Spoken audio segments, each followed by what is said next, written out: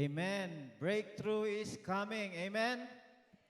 So sa gabi pong ito, wag na po natin patagalin, no? Para dire-diretso po ang ating pag-receive ng mga miracles, promises, at lahat ng declaration na galing sa Bible, sa salita ng Diyos. At ang ating second night ng ating tema ay Seek First. At ang ating second night na topic, ang maghahayag nito, one of the primary Bishop Ernesto Domingo. At isa rin po sa leaders ng ating, ano bang ano yan? Empower. No? Sa church na ito, walang iba. Tawagin na po natin si Brother Nico Panolyera.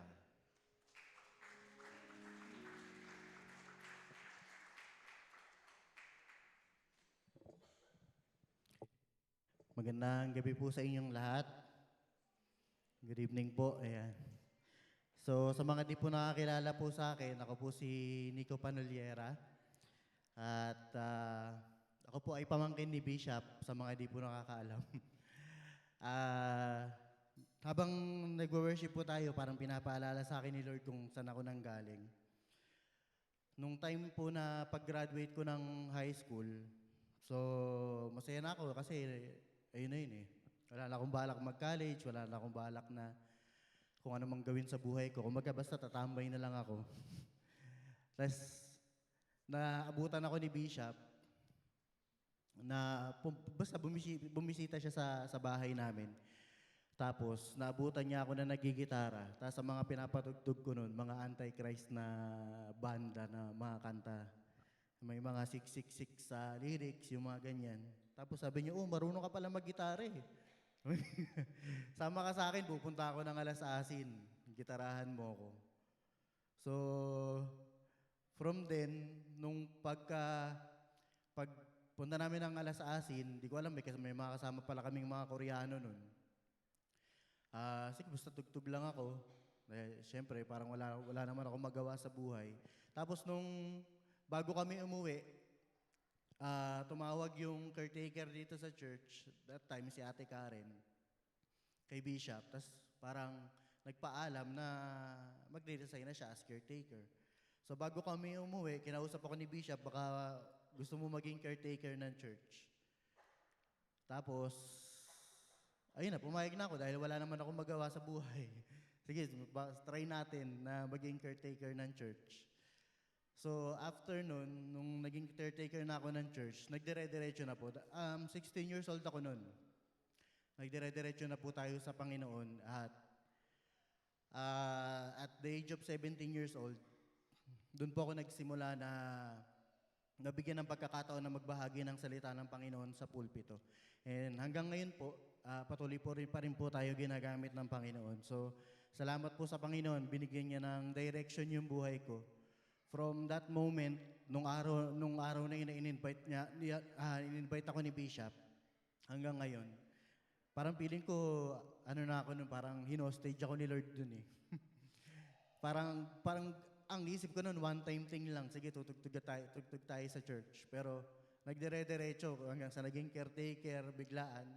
Hindi ko alam ang plano ng Panginoon, pero kumbaga parang kinulong na ako ng Diyos sa church after nung time na yun. Hindi nga na ako pinakawalan. So, ang topic po natin ngayon sa second night po natin is all about counterflow. Okay? And ang subtitle po nito is The Way of the Chosen. Okay, counterflow, the way of the chosen. Sino po dito yung mga driver na mahilig counterflow? Alam niyo naman po, bawal yun, di ba? Tama, bawal. Magkakaroon tayo ng violation. Pero tayo po, mga Kristiyano, tinawag po tayo ng Panginoon para mag-counterflow. Saan? Sa flow ng mundo. Amen? Tinawag tayo ng Diyos para mag-counterflow sa flow ng mundo. We need to go against dun sa flow ng mundo. And paano po ba natin magagawa? So we can do this by knowing our identity in Christ. Ano ba ang identity natin sa mundo? Bilang mananampalataya ng Panginoon. Pero bago pa natin palalimin yung pag-usapan po natin, tayo po yung manalangin. Panginoong Hesus, maraming salamat po sa pagkakataon na binigay niyo po sa amin, sa patuloy na pakikipisan ng iyong banal na Espiritu. Lord, we allow your word, Lord God, to minister sa buhay po ng bawat isa po sa amin, Lord God. And we allow your word to be a double-edged sword, Lord God, that will pierce to our bones and marrows, Lord God, to the dividing of our souls and spirit, and change, Lord God, the DNA that is within us, Panginoon. Hayaan mo po, Panginoon, na mabago kami ng iyong salita, O Diyos. Maraming salamat po. Ito po aming dalangin sa pangalan ni Jesus. Amen and amen. Okay, what is our identity? So maraming identity ang mga Kristiyano sa Bible pagka inaral po natin. Pero ngayon, mag-focus lang po tayo sa isa. Sa Matthew chapter 5, verse 13, ang sabi dito, you are the salt of the earth. So, you are the salt of the earth. So, etong time na to, nung tinuturo to ni Jesus Christ sa mga disciples niya, nandun sila dun sa tinatawag natin na Sermon on the Mount, na sinasabi na the greatest sermon of all time, na walang makakatalo dito sa sermon na to. And ang kausap dito ni Jesus Christ is yung kanyang mga disciples.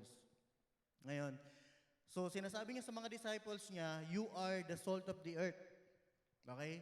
So tanong, kayo po ba ay disciple din ni Lord? Amen? Parang hindi po sure yung iba. So kung disciple ka ni Lord, para sa iyo to.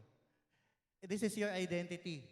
You are the salt of the earth. So pag-usapan muna natin, ano ba yung mga qualities ng salt? Okay?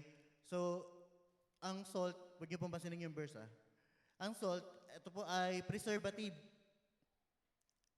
Okay?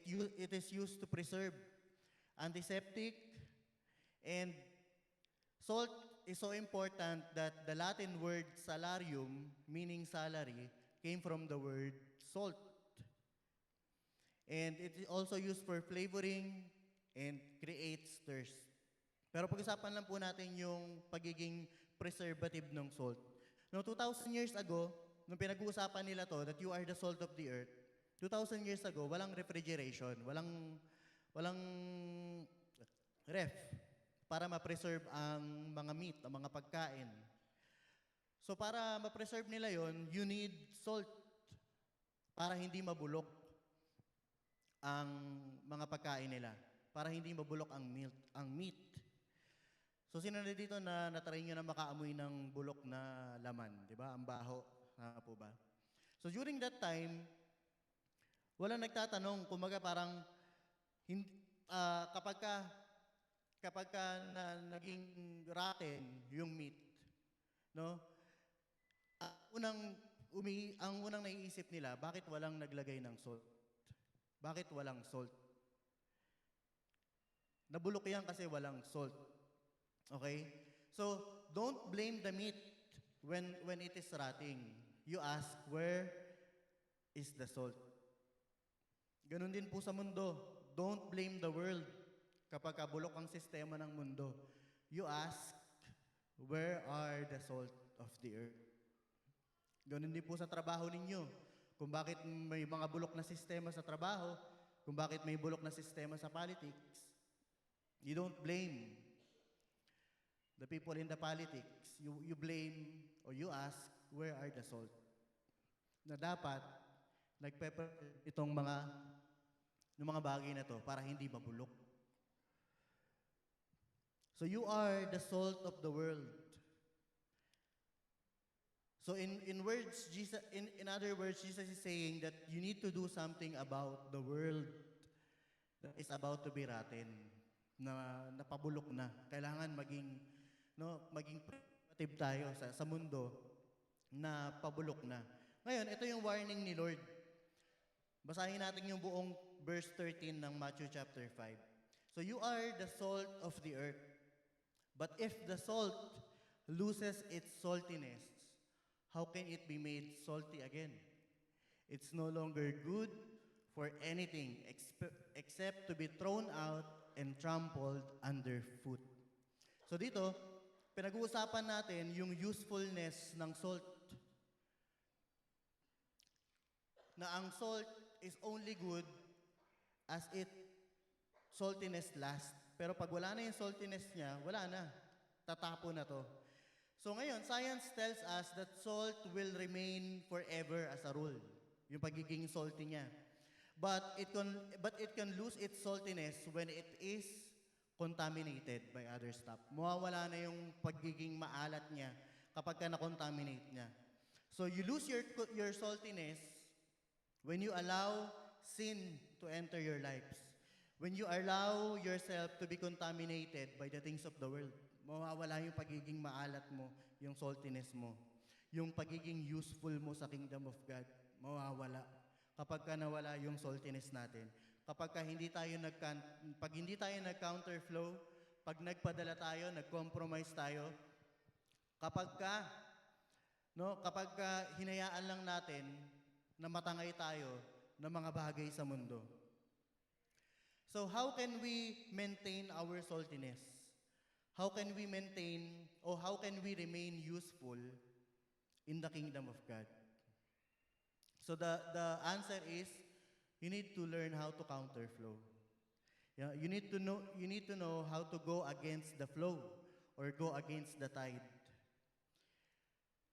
Ngayon, ang real challenge po natin ng bawat isa sa atin is not just to keep our saltiness, but for God to use our saltiness to preserve the rotten world. So hindi lang yung ma-preserve natin yung saltiness. Anong ibig sabihin nun? Kasi alam nyo, kung ikaw ay asin, magiging useful ka lang once na ma-spread out ka na dun sa meat. Kasi habang nasa salt shaker ka lang, diba, nandun lang yung ano mo. Nandun ka lang, naka-steady ka lang doon, hindi ka active. Wala kang nai-influensyahan. Wala kang naapektuhan na buhay. So it's only you. So you need to go out. Kailangan mag-spread out tayo sa buong meat para hindi mabulok. So, next, ano tayo? To swim against the tide, you need to use both of your arms to move forward. Diba? Natry nyo na ba lumangoy against the flow? Diba? Na ito yung alon, papunta rito, ikaw, dito ka pupunta. So, imagine nyo na lang, picture yourself swimming against the flow or against the tide. Diba? It takes, sabihin na natin na double amount of strength para lang makamove forward. Or minsan, imposible pa nga eh. Diba? Pag sobrang lakas ng agos. But then, hindi mo kaya na makaswim against the tide ng isang kamay lang ginagamit mo. So, ano ibig sabihin nun? So, kailangan natin ng dalawang kamay gumagana. So, tayo tinawag to avoid the things of the world and to engage sa mga bagay na pang makalangit, na pang Diyos. Okay? So, we need to use both our left hand and yung right hand natin. So, ano ba yung nasa left hand natin? Sabihin na natin na yung left hand natin is avoiding the things na makamundo. Ayan, ano yan? So, getting drunk, smoking, gambling, profanity, adultery, yung mga piyesta, yung mga matitinding kasalanan, o anything na worldly na you can name. So, pag nilista ko pa dyan, marami. Diba? So, yan yung mga nilista ko. Na-sure ako, ilan sa inyo rito, kayang-kaya nyo nang iwasan yan. Tama po ba? Kayang-kaya na yan. Hindi ka na nagiinom, wala nang alak na sumasayad sa lalamunan mo. Hindi ka na naninigarilyo kung nag-smoke ka man dati. Or hindi ka na nagda-drugs. Gambling, wala na. Hindi ka na tumataya sa loto, hindi ka na, anong tawag doon, tumatalpak. Baka may tumatalpak pa sa inyo, ha? Hindi ka na, diba? Alam mo kasi hindi sa Panginoon yan, eh. Hindi mo kakayanin kapag biglaan kang yumaman, eh. Tapos profanity, hindi ka na nagmumura. Wala nang curses na lumalabas sa bibig mo. Diba?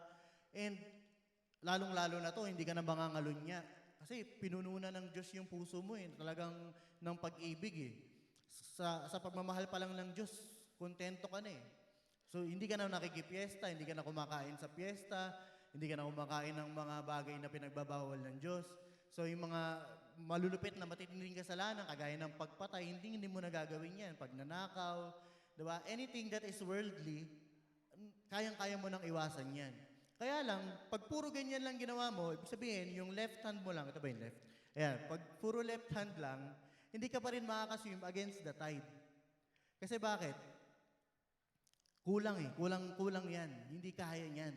Kailangan mag-engage ka naman sa mga bagay na pang Diyos. So kailangan nagsisik first ka, meron kang intimacy sa Panginoon, inaalagaan mo yung relationship mo sa Diyos, meron kang ministry, disciple ka ng Panginoon, may nagdi-disciple sa'yo, and nagdi-disciple ka rin, nananalangin ka, nagbabasa ka ng Bible, you attend cell group, you conduct your own cell group, and meron kang mission. Di ba? Meron kang parang gusto mong mag-involve sa mga mission na ikakonduct ng church. Tama po? So, it's not enough that you keep away from sin. You need to become an instrument of righteousness. You also need to become an instrument of righteousness. Okay? Kailangan talaga kumalat ka eh.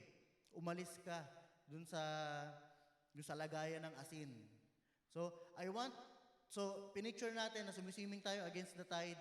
You need to use both your left and right hand to swim against the tide. So, mahihirapan po tayo kung nag-a-avoid lang tayo ng kasalanan. Kasi madali na yan eh. Madali na yung mag-avoid ng kasalanan eh. Pero yung mag-engage sa mga bagay na para sa Panginoon, yan medyo mahirap. And kailangan po natin yan para mag-level up po yung ating spiritual life. Kasi kung nag-a-avoid lang tayo ng kasalanan and hindi naman tayo nagagamit sa kaharian ng Panginoon, magiging stagnant po yung ating spirituality. Okay? So it's really hard to swim against the tide with only one hand. You need to use both of your hands to move forward. So look at what 1 Peter 2 verse 9 tells us. So itong sabi, you are a chosen people, a royal priesthood, a holy nation, God's special possession, that you may declare the praises of Him who called you out of darkness into His wonderful light. Once you were not a people, but now you are the people of God. Once you had not received mercy, but now you have received mercy. So this verse talks about 4 things. 4 na bagay po yung pinag-uusapan dito sa verse na to. Number 1 is yung identity natin. Sino ka? Diba? Ang sabi diyan, you are chosen by God, royal priesthood, a holy nation, God's special possession. And it also talks about your role. What is your role? What do you do? You declare praises of Him. No? You declare praises of Him na tumawag sa'yo, na pumili sa'yo. And the next one is your destiny. What is your destiny? Where are you going? Sabi diyan, from darkness into light. From people of darkness na nabubuhay sa kadiliman to become a people of light, no? Na nag-guide, na nagbibigay ng hope sa mga tao. And then means. It talks about our means. Paano ka pupunta dun from darkness into light? How are you going to get there? By His mercy, by His grace. Sa biyaya ng Panginoon, kaya po nating marating yung bagay na yan. So we are chosen by God. Amen po ba? Sino dito yung pinili ka ng Panginoon? Naniniwala ka na pinili ka ng Diyos? At taas nga po ng kamay ng mga pinili po ng Panginoon. Ayan. Mapalad po kayo. Bakit? Dahil sa Matthew chapter 22 verse 14, sabi dito, for many are called, but few are chosen.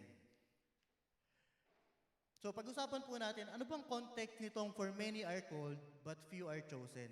So this statement is the conclusion, the parable of the wedding na sinabi ni Jesus. In this parable of the wedding, Jesus spoke this parable to show what the kingdom of heaven will be like when the end of the age comes.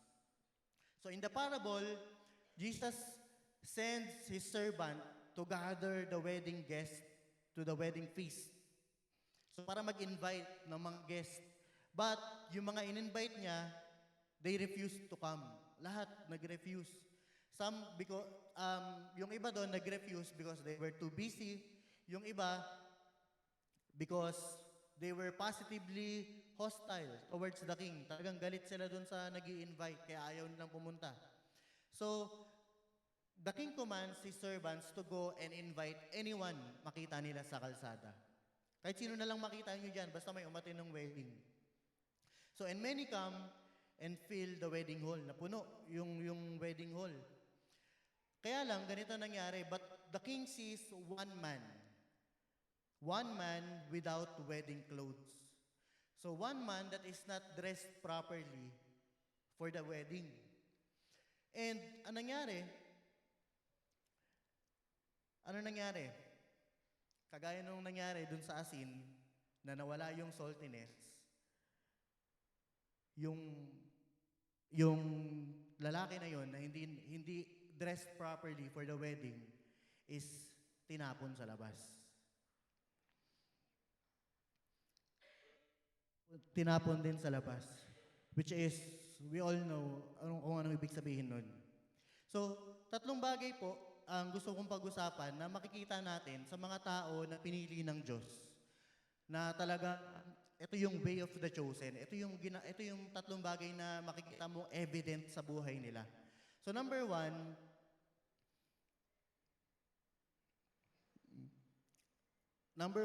drawn to God. Number two, they are clothed in righteousness. And pangatlo, hears and obey the word of God. Okay? So pag-usapan po natin yung number one, which is drawn to God. Sa 1 John chapter 2 verse 15 to 17, sabi diyan, do not love the world or the things in the world. If anyone loves the world, the love of the Father is not in him. For all that is in the world, the desires of the flesh and the desires of the eyes and the pride of life, is not from the Father, but is from the world. And the world is passing away along with its desires. But whoever does the will of God abides forever. So we all know na tayo mga pinili ng Diyos, our way is different from the ways of the world. Yung mga pamamaraan natin, kung paano tayo lumakad, kung paano tayo mabuhay, is really distinct, is really different from the ways of the world. So it is also the same pag pinag-uusapan natin yung desire ng mga chosen people. So our desire should be different from the desire of the people of the world. Sabi sa John chapter 17 verse 16, we are in this world, but we are not of this world. And 2 Corinthians chapter 5 verse 17, if anyone who is in Christ, he is a new creature. The old has gone and the new has come. So ano ibig sabihin ba nung pagiging new creature natin? Yung new nature na nasa atin. Sa Bible, pag pinag-uusapan yung term na world, it refers to humanistic system that is at odds with God. Ibig sabihin, talagang galit sa Diyos or hindi para sa Diyos pag pinag-uusapan yung mundo. And loving the world means being devoted to the world's treasures, philosophies, and priorities. And God tells His children to set their priorities according to His eternal value system. Kaya sabi ng Panginoon, di ba? Do not set your eyes on the things that are seen, but set your eyes on the things that are unseen. For those things are eternal. Yung may eternal value. Huwag kayong tumingin sa mga sa mundo. Ang tingnan nyo, yung mga bagay na makalangit, yung mga bagay na hindi nyo nakikita. Dahil yung mga bagay na yon ay merong eternal value. That's why we are to seek first kingdom of God and His righteousness. Sa Matthew chapter 6 verse 33. And we can never serve master. Hindi pwedeng dalawang master tayo naglilingkod. Diba? We can never be devoted to God. We can never be both devoted to God and the world at the same time. And to continue to love the world, the way the unbelievers do, will cripple your spiritual growth and will render us fruitless. Hindi tayo makakapagbunga. For God's kingdom, in John chapter 12, verse 25, Jesus made a clear statement that if anyone who loves their life will lose it, and while anyone who hates their life in this world will keep it for eternal life. So not loving the world extends to our own lives as well. Jesus said that if we love anything more than Him, we are not worthy of Him. Okay? Gets you po ba yun? Sabi ng Panginoong Jesus, if you love anything else more than Him, we are not worthy of Him. Sabi sa Matthew chapter 10, verse 37 to 38. Diba? If anyone who loves his father or mother more than me is not worthy of me. Anyone who loves his son or daughter more than me is not worthy of me. And anyone who does not take his cross and follow me is not worthy of me. Whoever finds his life will lose it, and whoever loses his life for my sake will find it. Kaya po, i-search natin kung saan po tayo drawn. Are we drawn to the world or are we drawn to God? Tayo po ba saan po ba tayo mas na-attract? Saan po ba tayo mas may appetite? Saan po ba tayo mas may cravings? Sa mga bagay ba ng pangmundo o sa mga bagay na para sa Panginoon? Sabi po ni John Calvin, the human heart is an idol factory. And the human heart can make idols out of anything. Kahit anumang bagay, it can make idols out of anything. Any passionate desires of our heart that is not put there by God for His glory can become an idol. Anumang bagay na meron sa puso natin na hindi Diyos ang naglagay can become an idol. Loving the world is idolatry. So while we are commanded to love people of the world, we are to be wary of anything that competes for God for our highest affection. Dapat po yung affection natin, yung pinakamatinding affection po natin, nasa Panginoon lang. Kung mga itong 2024 bago matapos, parang kinausap ako ng Diyos. Nag-iisip na ako para na mga bagay na gusto kong gawin ng 2025. Diba? Meron na ba kayong mga ganong bagay? So, parang bigla na lang pumasok sa isip ko na parang ang dami kong travel goals na gustong puntahan na gusto kong makarating dito, gusto kong makapunta sa ganitong lugar. Kaya lang parang sayang pera. Paano kaya kung gawin ko na lang mission goal? Na magta-travel ka, pupunta ka sa isang lugar na gusto mong pumunta, pero may mission ka. Diba? And that is to share the word. Parang nagulat ako na ba't pumasok sa isip ko yun? Siguro maka-Diyos ako. So, siguro talagang tinawag tayo ng Panginoon. Di ba? Para, and at least twice, no, ngayong taon, sana po makapag-mission tayo. Dahil naranasan naman po natin mag-mission dati. And nakakamiss din po na magamit ng Panginoon sa outside the church, no? Number 2 is clothed in righteousness. So, pagbalikan natin yung parable of the wedding feast.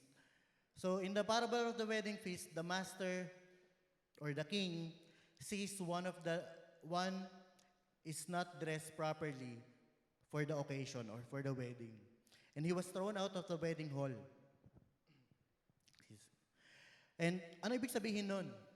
Ito bang lalaki na to na pinapasok pero hindi nakasuot ng maayos, invited ba to o hindi? For sure, invited to, baka nadaanan to, kaya pumunta eh. Di ba? Kaya lang, hindi siya nag-prepare. Hindi niya na-prepare yung sarili niya. Hindi siya nag-ayos ng kasuotan. And, kumbaga, siguro, kitang-kita naman na, ano ba naman to, hindi man lang nag-ayos. Di ba? Kung pag-iisipan natin, ba't naman ganyan, Kuya Nico? Parang grabe naman yan. Akala ko ba may biyaya? Akala ko ba may grace? Bakit naman ganyan, di lang nakasuot ng maayos? Pinalabas na. Iba kasi iba po yung grace na kilala natin kaysa sa grace na talagang bigay ng Diyos. Ano ba yung grace biyaya ng Panginoon? Sabi sa Titus chapter 2, verse 11 to 12. So you were taught with regard to your former way of life. Hindi, mali. Titus chapter 11, verse 12. For the grace of God has appeared that offers salvation to all people. Okay? Verse 12. And the grace of God teaches us to say no to ungodliness and worldly passions, and to live self-controlled, upright, and godly lives in this present age. So yun pala ang biyaya ng Panginoon. So ang biyaya talaga ng Panginoon is not a license in. But the grace of God will help you, will teach you to say no sa mga bagay na hindi Diyos, sa mga bagay na worldly. And it will teach you to live self-controlled, upright, godly lives in this present age. Ngayon, tanongin mo ngayon yung sarili mo, apektado ka ba ng biyaya ng Panginoon? Sakop ka ba ng biyaya ng Diyos? Talaga bang nararanasan mo yung biyaya ng Panginoon? Sabi sa Philippians chapter 1 verse 6, He who began a good work in you will carry it on to completion. Yung nagsimula na mabuting bagay sa'yo, ibig sabihin yung nagligtas sa'yo, He will carry it on to completion. Ano yung completion na tinatawag yun? Ibig sabihin, ang grace po, hindi ka titigilan ng biyaya hanggat hindi mo nagiging kamukha si Jesus. Hindi ka titigilan ng biyaya na dalhin sa proseso hanggat hindi ka nagiging kawangis ng Diyos. Tama po? And sa Ephesians, na chapter 5 or chapter 6, ang trabaho ni Jesus Christ, di ba sabi doon, husbands, love your wives as, ano yan? As the Lord, as Christ loved church. Diba? Kasi si Christ yung head and yung church yung body. Diba? Tayo ay ipapakasal kay Kristo. And ang role sa Christ is ano? Trabahuhin niya na maging presentable tayo pagdating ng wedding. No? Ang sabi niya doon is for Him to present you to Himself, that is dressed in garment white and wrinkled free. Sabihin talagang pagagandahin kanya bago yung wedding. Dapat bago yung wedding, talagang malinis na malinis ka na. Di ba? Walang wrinkles, maganda yung suot mo. Di ba? Walang blemish. Yung tinatawag. So, when you believe, so our salvation is a process. It's not a one-time thing. Hindi lang isang event yung salvation po natin. And sa Ephesians chapter 1 verse 13 to 14, ang sabi dito, kapag tayo ay naniwala at tinanggap natin si Jesus, you were marked in Him with a seal, the promised Holy Spirit, who is a deposit guaranteeing our inheritance until the redemption of those who are God's possession to the praise of His glory. Kaya, imposible po na maligtas ang isang tao tapos hindi mababago. Mababago talaga ang isang tao na naligtas. Magkakaroon talaga ng transformation. Dahil yan po ay trabaho ng Panginoon. Yan po ay kasama sa biyaya na natanggap po natin. And then number 3, hears and obey His voice. So, knowing the Lord's voice indicates experiential knowledge through a relationship with Him. So para ma-familiarize ka sa tinig ng Panginoon, you need experience. You need to experience Him. Kailangan mo i-familiarize yung sarili mo sa salita ng Diyos. And sabi niya, my sheep hear my voice and I know them and they follow me. So ibig sabihin, the sheep recognize His voice because the sheep spend time dun sa shepherd. Kaya alam nila yung tinig ng Diyos. And sabi diyan, my sheep hear my voice, I know them. Kilala ko yung mga sheep ko. Diba? Napansin nyo? Ibig sabihin, ano yung sinasabi dito ni Jesus Christ? Nakita na ba kayo ng mga sheep? Sabihin na natin na kahit 20 sheep lang yan.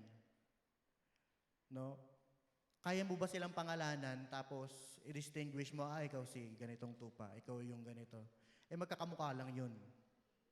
Di ba? Mahirap yun, mahirap gawin yun. Pero dahil yung siya ay shepherd, matagal niya nakasama yung tupa, he can distinguish kung sino si tupa number 1, tupa number 2. Di ba? Kung sino si tupa number 3. Dahil ganun siya, nag-spend ng time. And yung word na my sheep, okay, affirms that there are true sheep and fake sheep sa pastulan. So if sinasabi niya dito, the true sheep know, they listen and they obey the shepherd's voice. But the fake sheep pay no mind, binabaliwala lang. Nagbibingi-bingihan. O hindi talaga nakikinig or hindi talaga kilala yung nagsasalita sa kanya. And my sheep also communicates, my sheep, yung term na my sheep, also communicates the reality of our union with Christ. Ibig sabihin, talagang mayroong bond with the Lord. So if you are a true sheep, even though you get lost again, or even if you get lost, you will be able to recognize the voice of your shepherd when he is calling for you to go back. Marirecognize mo yung pag pinapabalik ka na ng Panginoon. Kaya yung iba kahit matagal nang nawala, pag sinabi ng Panginoon, pag may nilagay na word sa puso nila, nare-recognize nila pinapabalik na ako ng Panginoon, babalik na ako. Paglilingkod na ako ulit sa Panginoon. Diba? Kahit gaano ka man katagal nawala, mare-recognize mo kapag pinapabalik ka na ng Diyos. John chapter 2 verse 3 to 6. So we know that we have come to know Him if we keep His commands. Whoever say, I know Him, but does not do what He commands is liar. And the truth is not in that person. But anyone who obeys His word, love for God is truly made complete in them. This is how we know we are in Him. Whoever claims to live in Him must live as Jesus did. Mabuhay kung paano nabuhay si Jesus. So we need to know how to listen and obey His commandments. Kaya alam natin, we need to be ready na palaging mag-obey sa Panginoon. Sino po nakapanood na nung The Forge sa inyo? Taas yung kamay na nakapanood na ng The Forge. Naiyak ako dun sa scene na pinapasuko ni Lord sa kanya yung PlayStation. Doon talaga naiyak, nakakaiyak. Pinapasuko ni Lord yung PlayStation. Natuwa ako dun sa sinabi niya na it's either you are Lord or not. Diba? It's either you are Lord or not. Susuko ko ba to? Wag naman to, Lord. Parang doon siya nahirapan eh. It's either you are Lord or not. Kung hindi ka Diyos, kung hindi ka yung Lord ko, hindi ko susuko to sa'yo. Kung ikaw ang Lord ko, susuko ko to. Sabi niya, okay, you are Lord. So, sinuko niya. Diba? Nalala ko rin po, sabi ni Pastora Ellie, it's either you are Lord of all, or it's either He is your Lord of all, or not at all. Siya ba yung nagmamay-ari ng lahat ng tayo? Or meron ka pang wini-withhold sa Kanya? And that means He is not Lord at all. So kailangan lahat ng bagay kaya nating ibigay para sa Panginoon. Kaya nating isuko. So, to conclude po, apat na bagay po. We need to keep our saltiness to continue to be useful sa kingdom ni Lord. Our heart needs to be in the right place, na talagang nakikita ng puso natin na ang kayamanan natin ay nasa Diyos at wala sa mundo. Kaya hinahabol ng puso natin ay mga bagay na para sa Panginoon. Nagkikrave tayo para sa mga bagay na pang Diyos. And we need to look in the mirror and see if we are properly dressed. That's why we need to put off the old self and put on the new self. Huwag natin sayangin yung time na ini-spend natin sa church. No, hayaan natin na bihisan tayo ng Panginoon according to His will.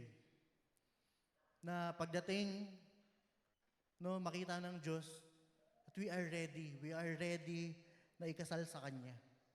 And lastly, we need to spend time with our shepherd, familiarize with His voice, and obey. It's either He is the Lord of all or not at all. Pwede po ba lahat tayo tumayo? And panalangin po natin itong apat na bagay na to.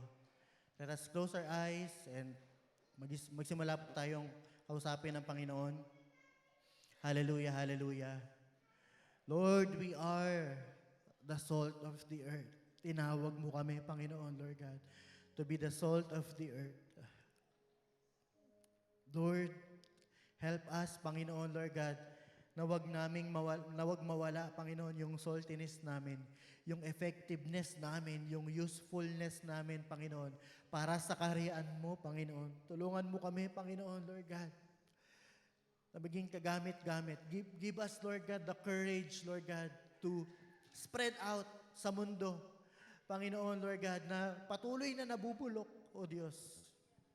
Tulungan mo po kami na magkaroon ng lakas ng loob, Lord God, to go out, to be in a mission, Panginoon, Lord God, to reach out the people, Panginoon, Lord God, na nahihirapan, nasasaktan, Panginoon, nawawalan ng pag-asa.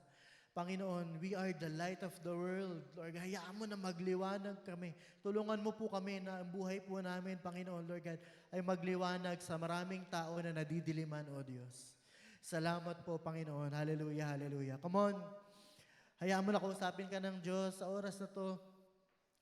I-deal mo sa Panginoon yung mga bagay na dapat mong i-deal. Isuko mo sa Panginoon yung mga bagay na dapat mong isuko. Hayaan mo na sa oras na to, make a decision. He is the Lord of all or not at all. Lord, we want to make a decision right now, Lord God. We will follow you. We will obey you, Panginoon.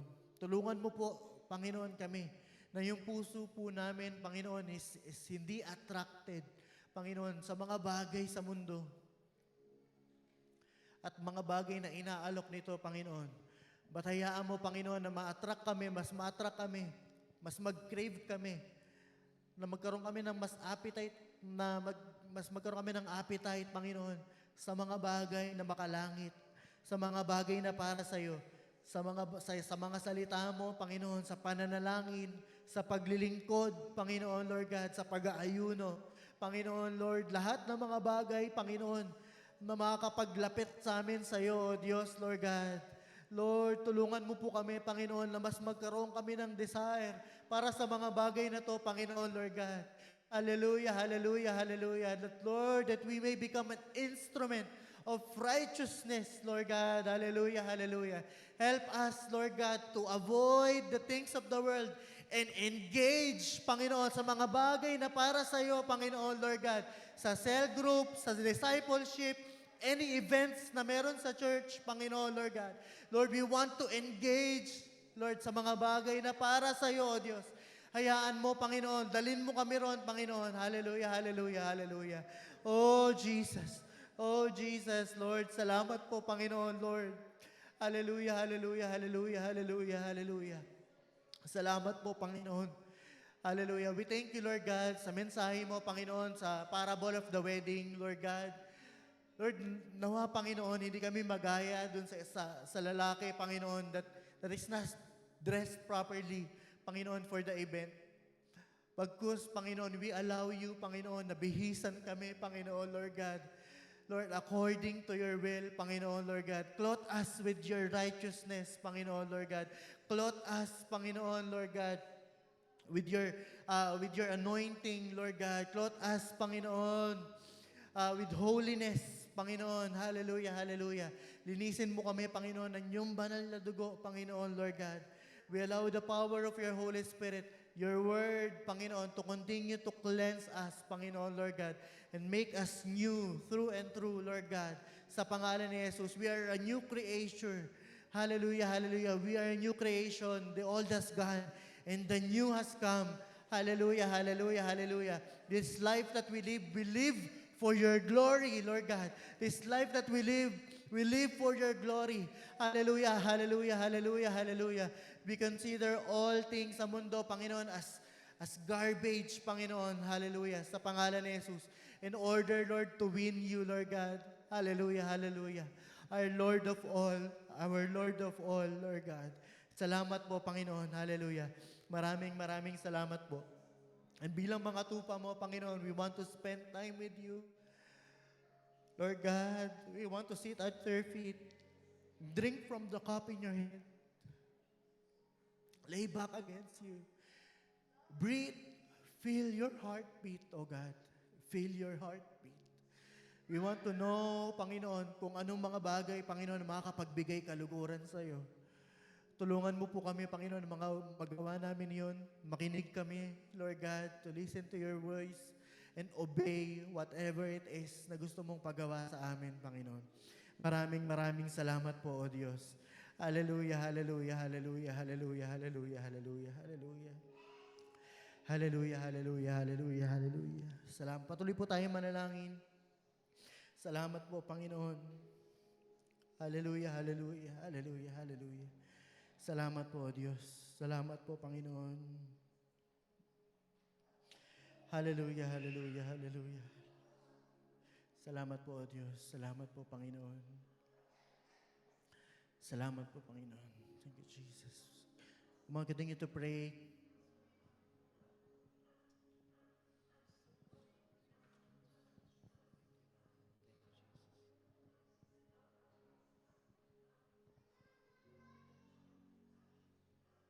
Patuloy po tayong manalangin.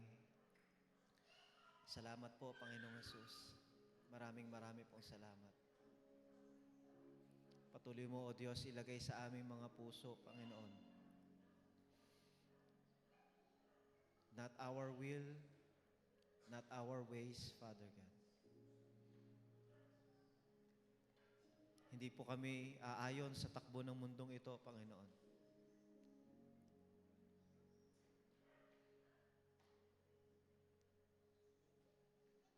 Every work in the Lord is non-negotiable to you, Father God. Non-negotiable to us.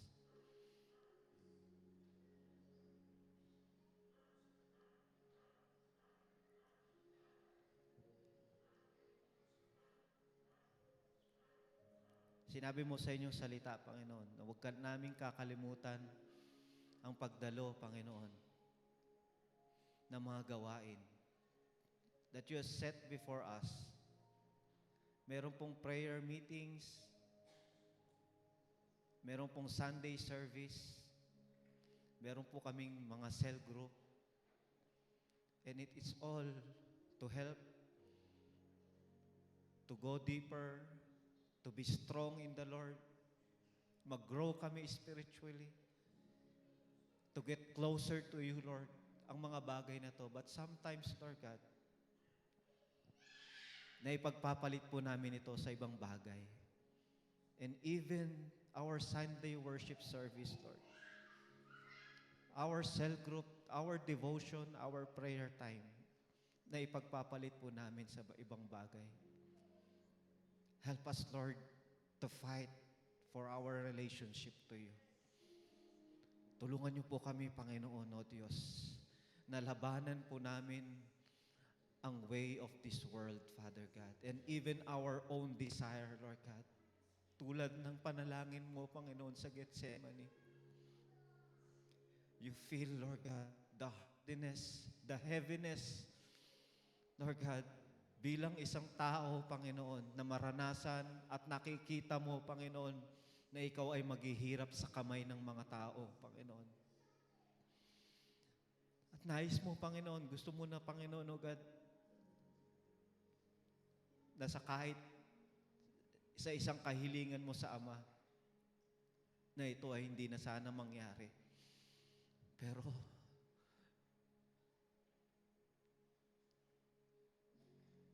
nagpasakop ka sa kalooban ng Ama. Tulungan niyo po kami, Panginoon, O Diyos, na labanan ng aming sariling kagustuhan.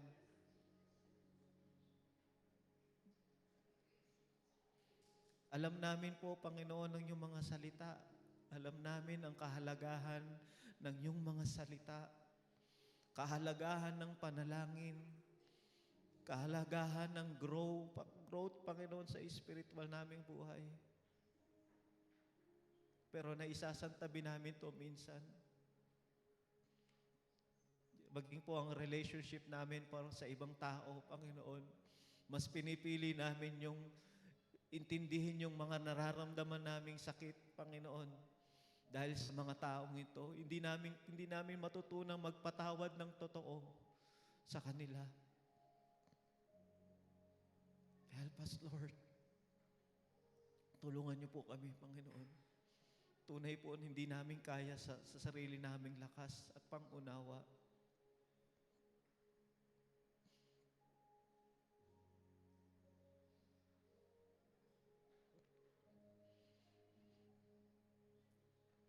Tulungan kami ng iyong Espiritu.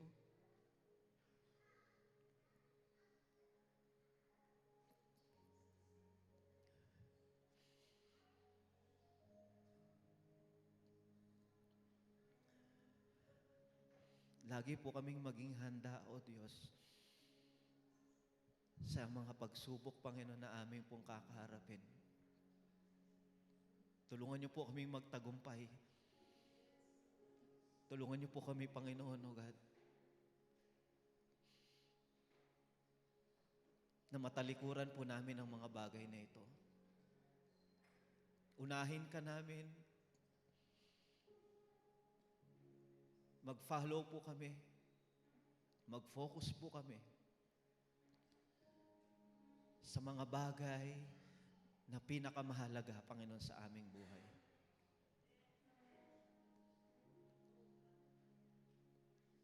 Heaven and earth will pass away, but your word will never pass away. Baunin po namin, Panginoon, ito sa aming mga buhay. For this 2025, Father God, this year, Lord, help us, Lord God, to be more growing, go deeper, Father God, to your word.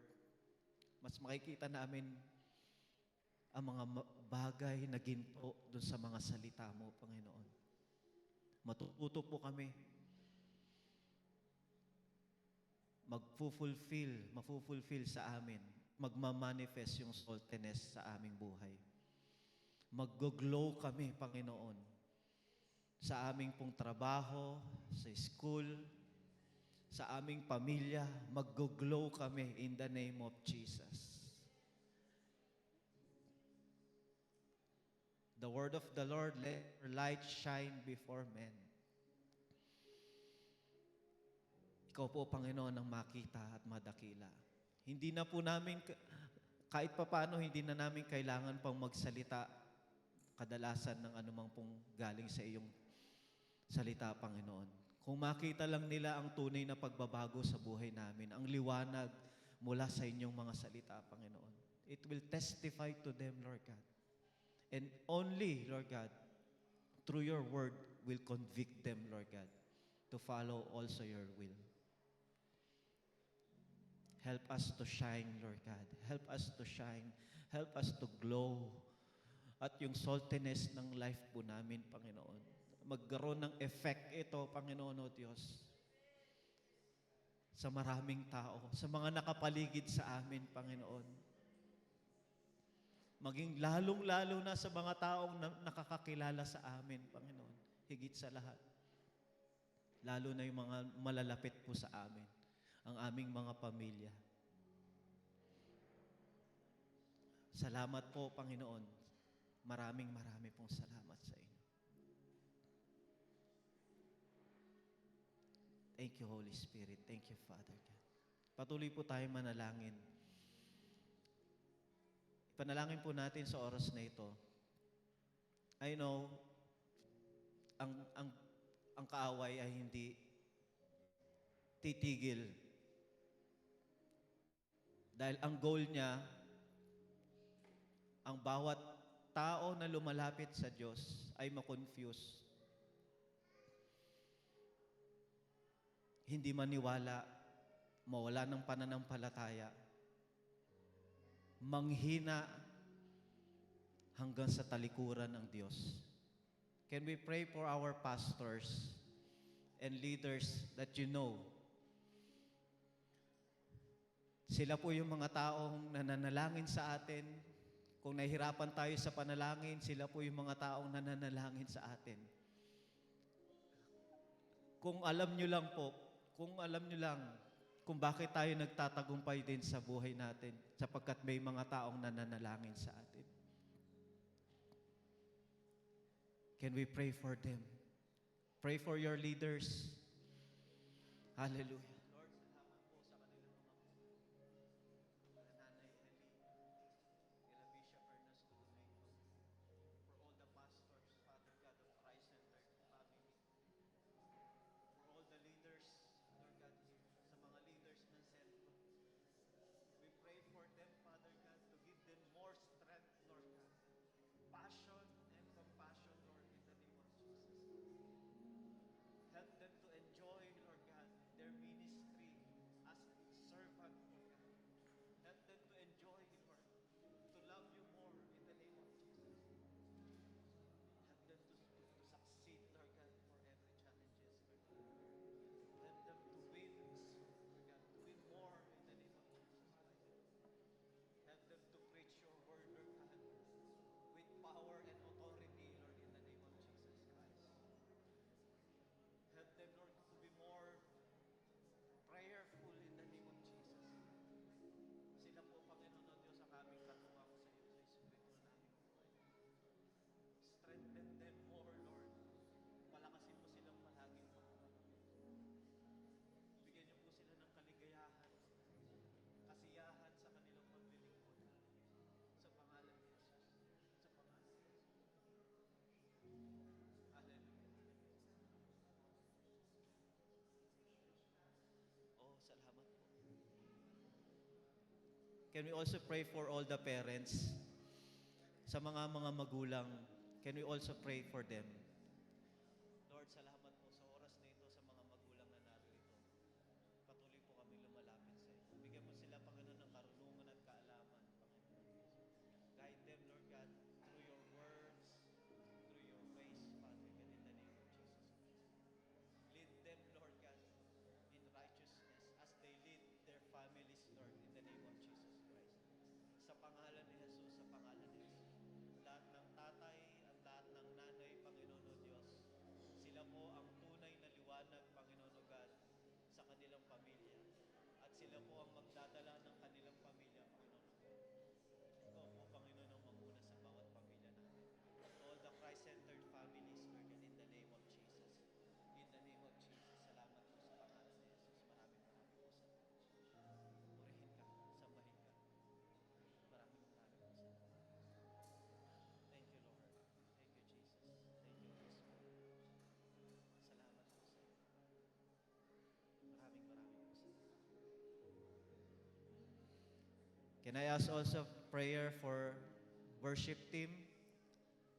Ipag-pray niyo po ang ating worship team. Kung sino man po yung nakikilala niyo na part ng worship team, let's pray for them. Lord, salamat po, Panginoon.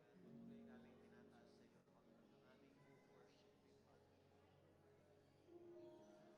Pray for our worship. Let your spirit reveal.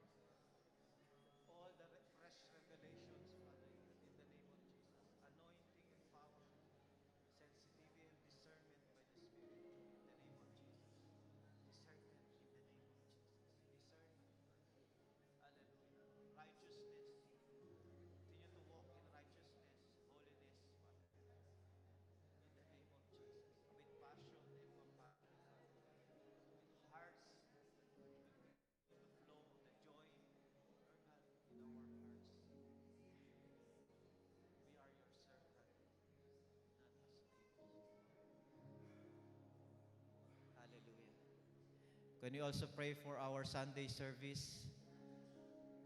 Yung mga bumubuo ng programa ng ating Sunday service, can we also pray?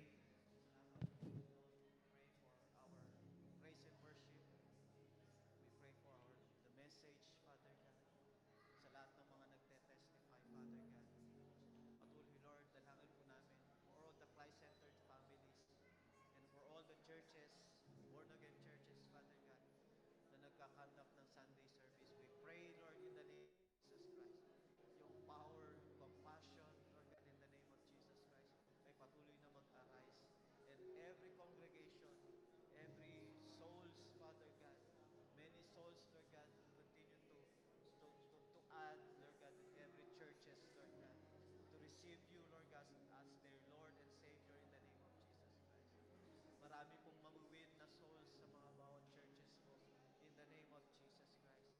Because this church and every church, Lord God, is a live church in the name of Jesus. In the name of Jesus. Hallelujah. Can we also pray for our anniversary? Hallelujah. Lord, salamat po, Panginoon, sa oras na ito, sa darating na anniversary po ng aming Christ-centered Mother Church, Father God. We pray for your provision, for your guidance. Thank you, Lord, sa team na pinagkalob niya sa amin, Panginoon. We pray for our OIC, Lord God, Brother Erwin and his wife, Father God. Give them wisdom and knowledge, Lord, in the name of Jesus Christ. Yung programa po, Panginoon, Lord, patuloy po naming maranasan ang biyaya mo, Panginoon, sa aming mga buhay. Mapuno ang aming mga puso ng papasalamat, Panginoon, sa iyo, sa inyong kabutihan, katapatan sa amin, Lord God. Salamat, Panginoon, sa panibagong taon na idinagdag mo, Panginoon, sa aming Christ-centered family. Lord, patuloy ka, Panginoon, na maging buhay sa aming mga buhay. This church is a living church, O God. Everyone in this church, O God, ay may salt and may light, Panginoon, in the name of Jesus. Salamat po, Panginoon, O God. Ang church na ito, Panginoon, maraming kaluluwa, Panginoon, O Diyos, ang idadagdag mo sa pangalan ni Jesus. At maradagdagan po kami ng mga leaders, Lord God, at mga leaders pa sa pangalan ni Jesus, mga maglilingkod sa iyo, Panginoon, at mga pamilya, Panginoon, O Diyos, natatanggap sa iyo. Sa iyo'y maglilingkod, magpupuri, sasamba, at kikilalanin ka bilang Panginoon at sariling tagapagligtas. Salamat po, Panginoon, O Diyos. Patuloy kang maging tapat sa bawat isa sa amin, Panginoong Yesus. Salamat po, Panginoon, sa patuloy mo, Panginoon, na biyaya na namin natatanggap. Maraming po salamat, O God, sa food po namin, Panginoon, sa all preparation po namin, Lord God. Lord, at maging sa praise and worship, Lord God, we pray, Father, na patuloy ang guidance mo sa amin ay naroon sa pangalan ni Jesus. Lahat ng aming mga pangangailangan ay itinataas namin sa inyo, Panginoon. Let your will be done, Father God. Let your will be done. Maraming pong salamat sa inyo. Oh, Diyos, purihin ka. Ama, Banal na Espiritu, purihin ka. Panginoong Jesus, maraming pong salamat.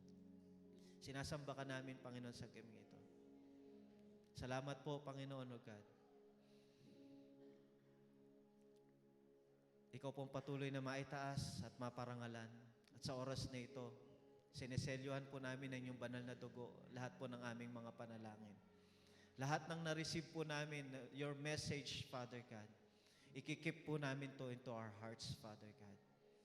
And truly, Lord God, it will manifest at mapufulfill ito sa aming mga buhay. In the name of Jesus. In the name of Jesus Christ. Lord, cover us, Lord, with your most precious blood. Our family, loved ones, and even our cell group, Lord God. The Christ-centered family in the name of Jesus. In the name of Jesus. Salamat po, Panginoon. And also we rebuke all the works of the devil. In the name of Jesus. In the name of Jesus. If the Son set us free, we are free indeed in the name of Jesus. In the name of Jesus, sa pangalan ni Jesus. Kami po'y malaya na, Panginoon, O God, sa tanikala ng kaaway, sa lahat ng hindrance ng kaaway sa aming buhay, to grow in faith, to go near and closer to you, Lord God. Kami po ay malayang makalalapit sa iyo, Panginoon. Salamat po, Ama. and we declare it.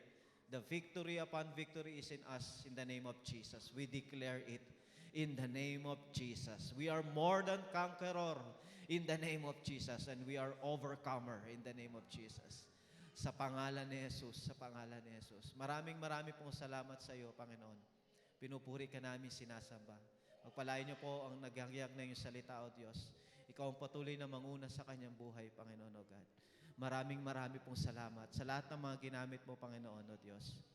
Sa gabing ito, purihin ka, sambahin ka, Panginoon. Ito po ang aming dalangin sa pangalan ni Jesus. Amen and Amen. Palakpakan po natin ang ating Panginoon.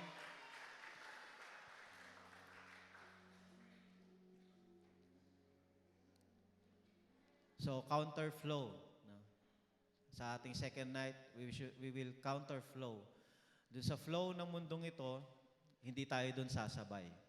Amen? Kundi magka-counter flow tayo. Sapagkat ang bawat galaw ng mundo ay iba talaga sa galaw ng Espiritu ng Diyos at doon sa kalooban ng Panginoon. Lagi po yung taliwas talaga. Amen?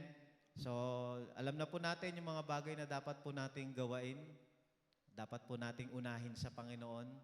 Dapat nating i-seek first. At dapat po nating sundin sa Panginoon. Lahat po yan, alam na po natin. Dapat lang po natin itong isagawa. Dahil kung puro lang tayo salita at wala po tayo sa gawa, ay magkakaroon pa rin po tayo ng problema doon. Amen? So, iba yung nagagawa ng puro statement dun sa commitment, no? Kailangan baguhin na natin. Once na meron tayong i-declare, pinag-pray, umpisahan natin, no? Unang hakbang sa atin. Yung kasunod nun, sasamahan tayo ng Panginoon. Amen? Di ba si Peter? Sabi ni Peter, kung uutusan niyo po ako na pumarian, nandun siya sa bangka, at si Lord nandun sa tubig, no? Sa dagat, naglalakad. Ang sabi ni Peter, paparianin niyo po ako. Sabi ni Lord, sige, pumarito ka. Unang hakbang niya, di ba? Humakbang siya. Yung kasunod nun, pananampalataya. Alam po ninyo, pagka ginawa po natin yun, yung mga sinasabi natin, ginagawa natin, sasamahan tayo ng Panginoon. Lalong-lalo na pag sa kalooban ng Panginoon. Amen po ba ron? Amen. Palakpakan po natin ating Diyos. So, dako po tayo sa ating offertory. Tinatawagan ko po si Mami Marilyn na lang po. Para po sa ating offertory.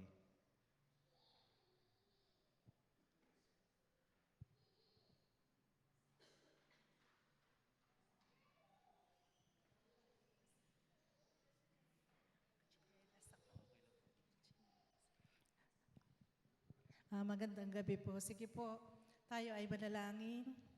Panginoon, maraming salamat o Lord sa oras na ito, Panginoon. Salamat po sa lahat ng mga umattend sa gabing ito, Panginoon. Pagpalain mo ang bawat isa sa amin. Ang lahat po na magbibigay, Panginoon, balik mo ito sa kanila ng masaganang pagpapala sa bawat isa, O Diyos. Maraming salamat po muli. Binabalik namin sa iyo ang pasasalamat, papuri sa pangalan ni Jesus. Amen and amen. Tayo po ay magbigay.